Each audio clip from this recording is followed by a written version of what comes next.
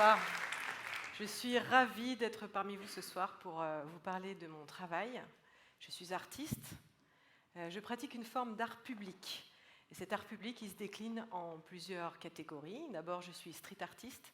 Ça fait 15 ans que je peins des fresques murales dans le monde entier. J'ai voyagé dans les 5 continents pour peindre des fresques murales et montrer mon travail dans des galeries. Et en parallèle de ça, je porte un maquillage un peu étrange. Avez-vous vu? Les deux traits que d'habitude on retrouverait sur un visage de femme au niveau des sourcils ou au niveau de l'eyeliner, eh ben je les mets là. Pour moi, c'est une manière de souligner l'absurdité des codes esthétiques.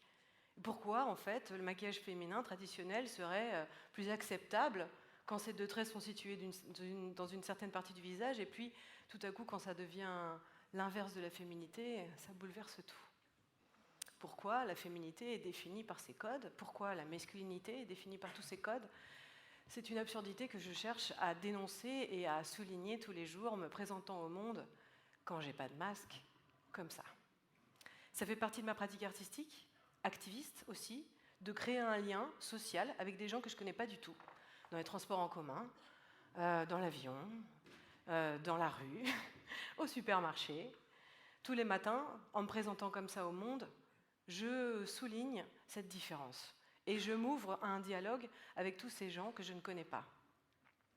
Un dialogue autour de la définition des normes, de la normativité, des codes du genre et aussi de la liberté qu'on s'accorde ou pas à se présenter au monde comme il nous plaît. Ça fait bientôt 8 ans que je porte cette moustache tous les jours. Ça fait 8 ans que tous les matins, je me prépare, comme vous tous et toutes, devant le miroir, en me coiffant, en m'habillant, comme il me plaît, et en me maquillant, comme il me plaît. Mon travail artistique, il a été inspiré de beaucoup de choses. Bon, le street art, vous avez déjà vu un peu ce que ça donne, mais moi, personnellement, ce n'est pas d'autres street artistes ou d'autres personnes qui faisaient de l'art urbain qui m'ont inspiré. C'est la tradition, par exemple, des masques, que j'ai découverte quand j'étais ado. La tradition des masques, elle est hyper intéressante, parce qu'en fait, c'est une tradition qui existe dans toutes les cultures du monde. Et pour moi, c'était hyper intéressant de pouvoir découvrir quelque chose que tous les humains avaient en commun, que tout le monde pouvait comprendre. J'ai grandi en étant enfant et ado, bombardée d'images dans l'espace public de corps féminins idéalisés. Des corps minces, valides, blancs, fragiles et fortes à la fois, avec du caractère mais discrète. Et je ne me suis pas reconnue là-dedans. Et j'ai aussi vu une forme de cruauté, en fait, dans cette espèce de propagande esthétique où on nous dit qu'il faut être comme ça, que pour être heureux, être heureuse, il faut être comme ci, comme ça. Et que le physique détermine finalement beaucoup de choses. Et je trouvais ça très réducteur et vraiment dérangeant. Donc quand je me suis mise à peindre, j'ai toujours été fascinée par le portrait. J'ai aimé les peintures de Frida Kahlo, j'ai adoré les portraits de Fernando Botero. J'ai flashé sur le travail de Lee Bowery, qui était un performeur qui se maquillait aussi avec des maquillages complètement farfelus pour sortir dans des clubs, avec des tenues incroyables qui étaient au croisement des genres aussi. Et tous ces gens, ils questionnaient des choses qui me paraissaient vraiment intenses et importantes. Comment on se représente soi-même? Quelle est notre identité? Au cours de mes voyages, je rencontre beaucoup de gens, d'autres artistes, ou alors des gens lambda que je croise dans la rue, des gens de tous les âges, de toutes les origines, de toutes les classes, de tous les milieux.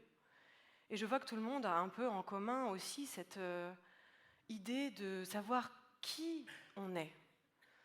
Il y a un grand philosophe à l'Antiquité, je ne sais plus trop qui, il a dit « connais-toi toi-même ». Pas mal. J'ai trouvé ça intéressant. Et en discutant avec d'autres gens et en travaillant sur cette histoire de masque et de maquillage, je me suis dit je peux créer des formes d'être et de la visibilité pour d'autres personnes ou d'autres visages dans l'espace public. Je peux prendre moi-même aussi, en tant que personne, cet espace public en m'y déplaçant comme il me semble bon et en m'y présentant comme il me semble juste et en accord avec moi-même. Mais cette histoire d'identité, elle est complexe.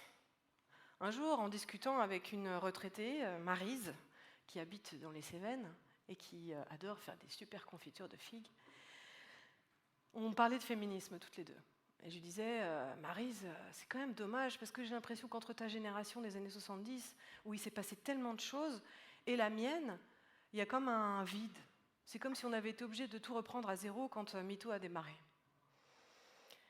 Et elle me dit, oui, mais tu sais, nous, on a eu l'avortement, on a eu la pilule, puis après, moi, j'avais pas resté dans la lutte toute ma vie, j'ai fait ma vie, j'ai eu des enfants, j'ai eu un mari, j'ai eu un travail, puis un autre travail. J'ai évolué dans ma vie, j'ai été plein de choses. Puis au fur et à mesure qu'on se parle, elle me dit, mais tu sais, parfois, je ne sais pas tellement comment me définir. Est-ce que je suis la mère de mes filles? Est-ce que je suis l'ex de mes maris?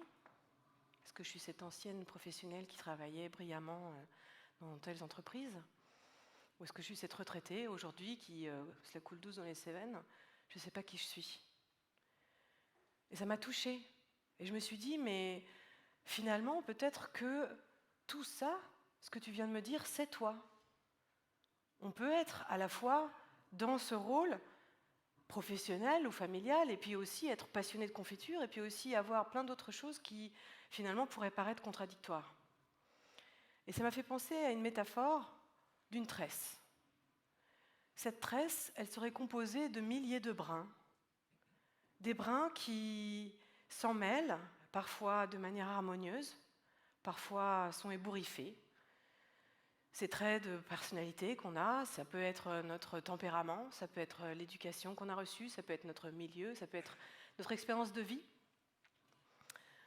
nos faits marquants, pourquoi on préfère la vanille au chocolat, pourquoi on préfère se baigner ou se doucher. Tous ces petits traits, en fait, forment une tresse. Et cette tresse, c'est nous. Parfois, dans cette tresse, il y a des choses qu'on n'aime pas trop.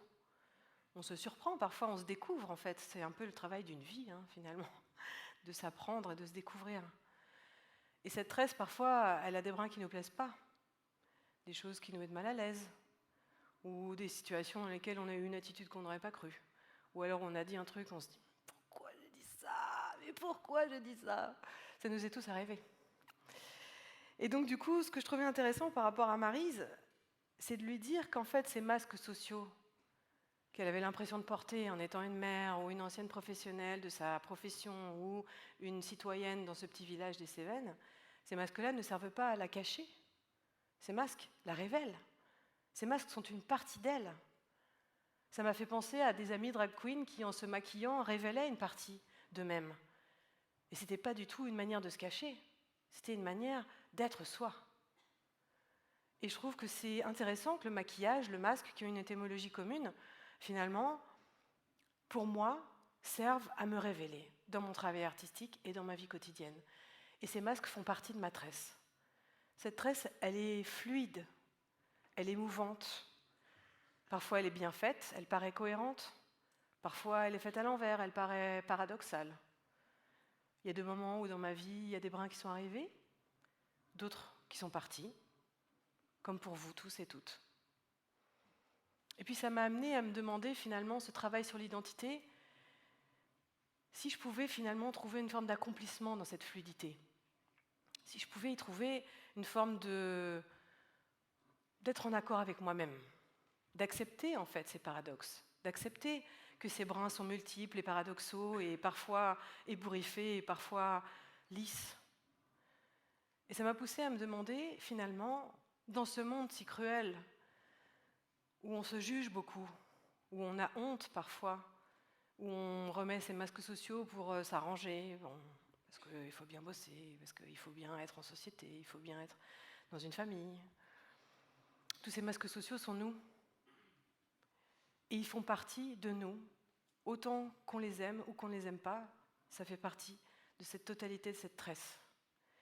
Et cette tresse-là, pour moi, il suffit juste de pouvoir la voir, l'accepter, accepter toute cette complexité et accepter que dans ce monde de jugement, d'insécurité ou d'inégalité, oser être soi est une force et oser voir cette tresse et l'accepter, pour moi, permettrait de pouvoir aller vers soi.